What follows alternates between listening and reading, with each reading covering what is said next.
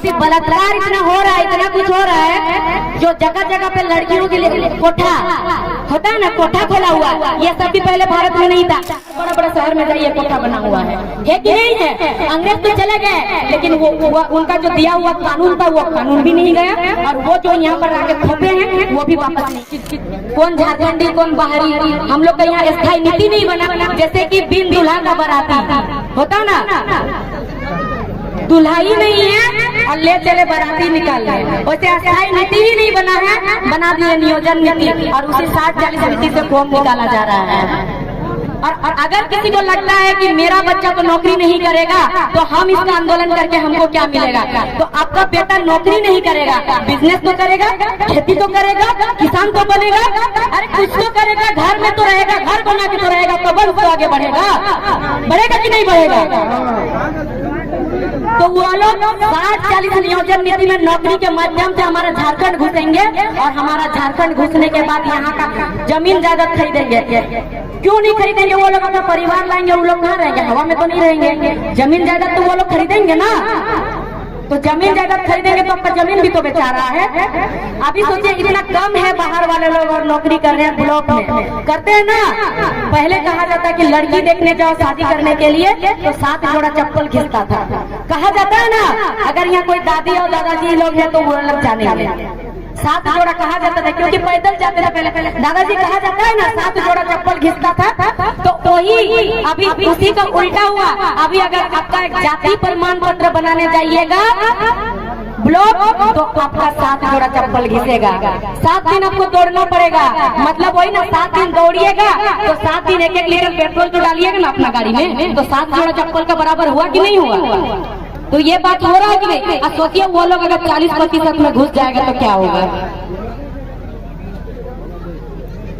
आज अगर ये दिन हो रहा है, सबसे पहले इसमें तो दोषी मैं महिलाओं को मानती हूँ, सबसे पहले दोषी महिलाओं को मानती हूँ। महिला इसलिए दोषी है इसमें क्योंकि महिला घर पर रहती है, पर्व त्योहार ज्यादातर महिला करती है, और देखा देखी करके बाहर वाले का पर्व त्योहार को अपना रही है। तो बाहर का पर्व त्योहार अपनाएगी तो सरकार तो थोपेगा ही हम लोग को नीति। और एक दूसरा बात है कि क्या होता है, गाँव में जब आता है वोट पहुँचता है तो नेता मंत्री आते हैं, आने के बाद वो कहते हैं, महिला समिति होता है ना गाँव में, महिला समितियों को ज्यादा टारगेट करते हैं, क्योंकि महिला अगर जिस पे अड़ जाती है ना वो करके ही बैठती है, जो एक बार ठान लेती है। तो महिला समिति को पकड़ते हैं और कहते हैं कि आपको हम कुर्सी देंगे, दरी देंगे आपका समिति को, आप हमें ही वोट दीजिएगा, या फिर आपको एक साड़ी देंगे, आप हमें ही वोट दीजिएगा। ये चीज होता है कि नहीं होता है? ये तो कोई महिलाएं नहीं है, सारी बच्चियां हैं, तो ये लोग क्या जानेंगे?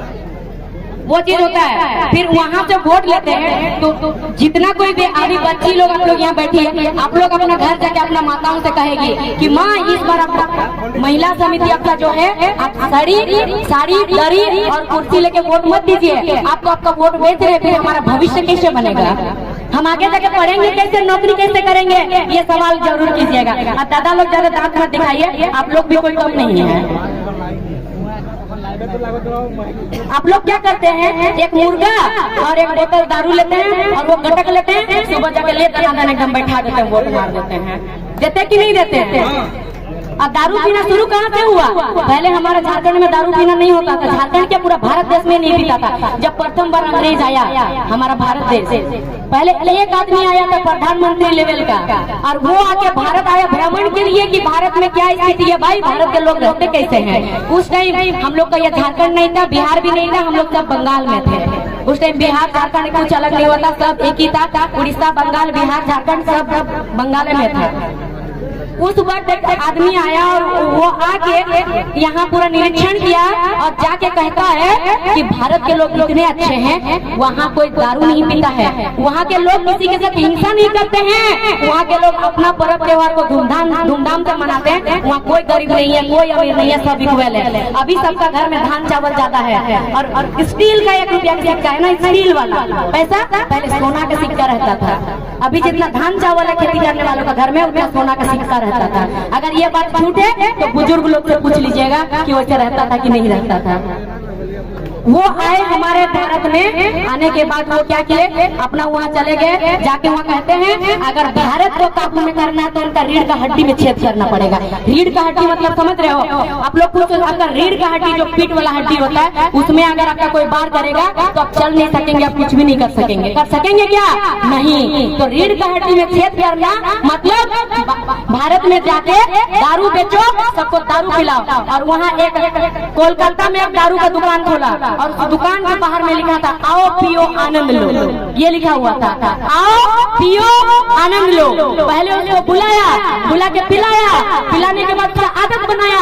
जब आदत बन गया तो आदमी मजबूर हो गया पीने के लिए। तो वो पीने के लिए जब मजबूर हो गया तो उसके बाद जब वो मताल बन गया, इधर उधर लेटे रहता है, तो सबसे पहले तो उसका आर्थिक स्थिति, उसका शरीर नष्ट होगा कि नहीं होगा? जब दारू पिएगा तो शरीर नष्ट होगा, फिर उसका आर्थिक स्थिति समाप्त होता है। फिर उसके बाद क्या होता है, उसका जितना बचा कुछ इज्जत है वो भी खत्म हो जाता है। तो जब उसका इज्जत खत्म हो जाता है तो उसका रीढ़ का हड्डी में छेद हुआ कि नहीं हुआ?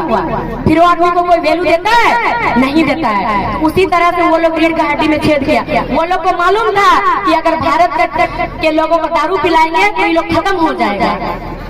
खत्म इसलिए होगा क्योंकि जो इंग्लैंड के लोग हैं वहाँ क्या, वहाँ का टेम्परेचर कैसे है? ठंडा है बहुत ज्यादा, इतना लो है कि वो लोग को दारू पीना पड़ता, बच्चा को भी। और हमारे भारत में यहाँ का बहुत ज्यादा हाई है। अगर यहाँ के इंसान को थोड़ा भी पिला दीजिए तो उसका दिमाग में असर करता है। तो अगर सोचिए, आप खुद एक चीज देखिएगा, नोटिस कीजिएगा, जो आदमी पिया हुआ रहता है वो आदमी, उसका व्यवहार देखिएगा पूरा बदल जाता है, आदमी तिरमिरा जाता है। वहीं पे होता है कि नहीं होता है? क्योंकि इतना शरीर में हमारा टेम्परेचर है और उल्टा ऊपर से आप दारू पी लीजिएगा तो क्या होगा? वही ना होगा। और वही लोग यहाँ पे शुरू किया था, क्या शुरू किया था? शराब।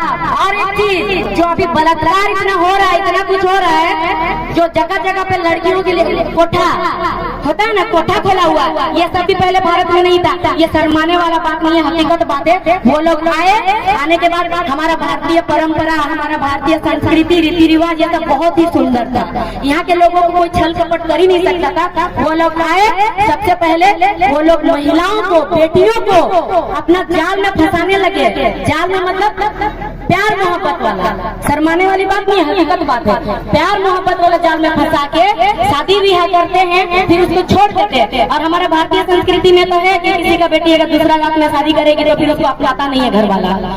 फिर वो लोग घर वाला तो उसको छोड़ दिया। फिर जब वो लोग भी बाद में लड़की को छोड़ते हैं, छोड़ देता है, तब वो लड़की को जब सब तरफ से छोड़ा जाता है तो लड़की कहाँ जाएगी? फिर लड़की उल्टा काम करने लगी। यहीं से शुरू हुआ है कोठा, यहीं से शुरू हुआ है बलात्कार। पहले ये हमारे भारत में, ये हमारे झारखंड में ये कहीं नहीं होता था। और